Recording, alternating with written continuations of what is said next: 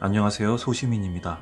이번에 소개해드릴 책은 가와구치 도시카즈라는 일본 작가의 커피가 식기 전에라는 작품입니다. 일본에서는 100만 부를 이미 돌파했고요. 또 연극제에서도 대상을 받은 작품이라고 합니다. 이 지은이는 극작가 겸 연출가로 활동을 한 사람이고요. 여러 가지 연극들을 선보이다가 이 커피가 식기 전에라는 연극을 직접 만들고 제작해서 연극제에서 대상을 받았다고 합니다. 그러다가 소설로 출간해서 소설가라도 데뷔를 했는데요. 그러다가 이 소설이 영화화 되기에 이릅니다.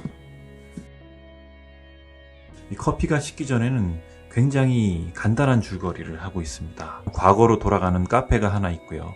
어떤 사람이 그 카페로 타임슬립을 해서 틀어진 관계를 이런 복원하는 과정을 거치는 이야기라고 볼 수가 있습니다. 총 4가지 에피소드가 있는데요. 첫 번째가 연인이고요. 두 번째가 부부, 세 번째가 자매, 그리고 네 번째가 모녀로 이루어졌습니다. 첫 번째 연인에 대한 스토리는 굉장히 간단합니다. 후미코라는 여자가 있고요. 2년을 사귄 남자친구가 있습니다. 그런데 이 남자친구가 갑자기 어느 날 만나자고 해서 중요한 얘기를 한다고 하는데요.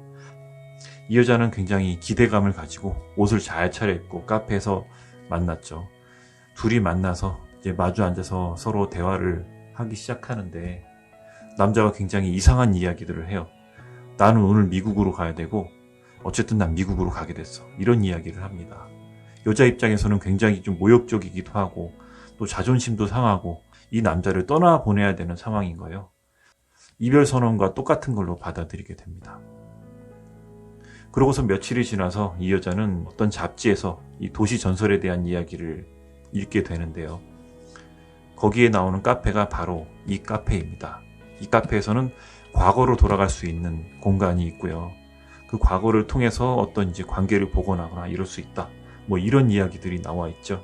그래서 이 여자는 카페로 가서 과거로 돌아가서 이 남자와 얘기를 하게 되는데요. 이 남자에게서 굉장히 뜻밖의 이유에 대한 설명을 듣게 돼요.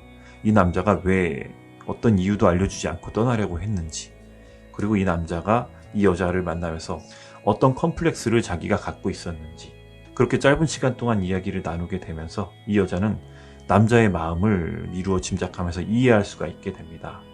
그리고서 다시 현실로 컴백을 하게 되는데요. 이 책이 과거로 돌아가는 이야기를 쓰면서 가장 중요한 장치가 뭐냐면 과거로 돌아가도 현실, 즉 미래를 바꿀 수가 없다는 거예요. 그러니까 과거로 돌아가서 이야기를 들을 수는 있지만 거기까지가 끝인 거죠. 그런데 왜 이 사람들은 과거로 가고 싶어 할까요? 자신이 몰랐거나 오해하던 상황을 과거로 내려가서 알게 된다는 것이죠. 이 과거의 상대방이 아닌 현실의 주인공이 다시 관계를 복원하거나 어떤 자신의 상처를 회복할 수 있는 그런 기회를 가지게 됩니다.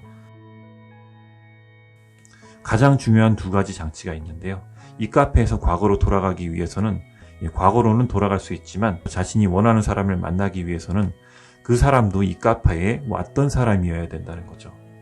자신과 함께 추억이나 어떤 시간을 공유했던 사람이어야 된다는 겁니다.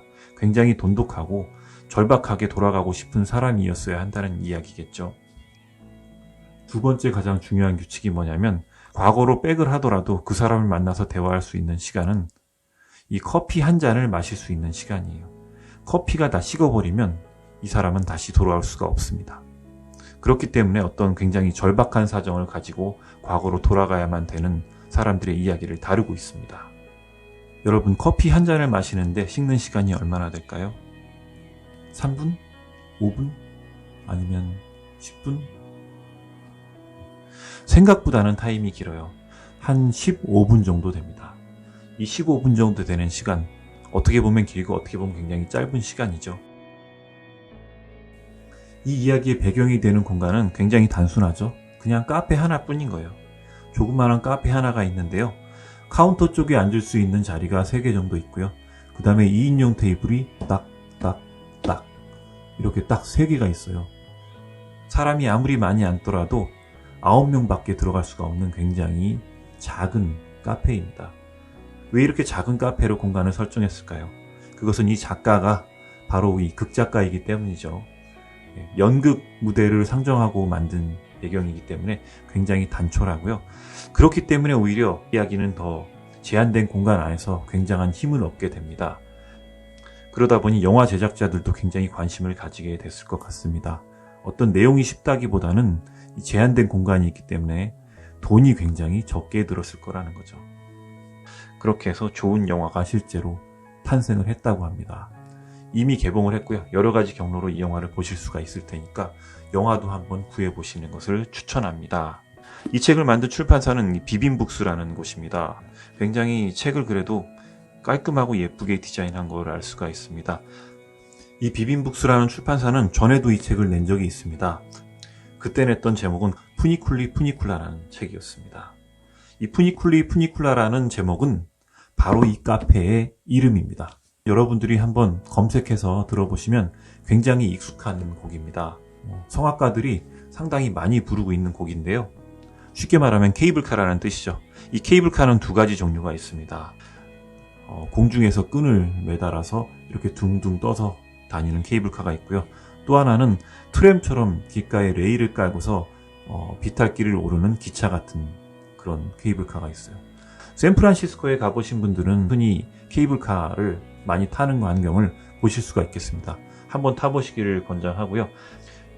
이 푸니쿨리 푸니쿨라라는 노래는 유럽의 어떤 한 지역에서 케이블카를 처음 설치할 때 지역 주민들의 반발을 좀 잠재우고 여론을 좀 더 좋게 하기 위해서 만든 노래라고 합니다. 노래가 굉장히 신나고 재밌기도 하고 좀 처음 들어도 굉장히 익숙하죠. 그러다 보니까 여러 유명 음악가들이 이 노래를 가지고 저작권이 없는 굉장히 오래된 음악인 줄 알고 자기 곡에 차용해서 썼다가 소송을 당하기도 하고 돈을 실제로 물어주는 사례까지도 있었다고 합니다. 휴가철 여행을 떠나는 비행기 안에서 혹은 기차 안에서 천천히 읽기에 굉장히 편한 소설입니다. 과거로 돌아가는 SF나 이런 이야기들, 특히 관계를 복원하는 이야기들에 관심이 있는 분들은 이 책을 꼭 한번 읽어보시길 추천드립니다.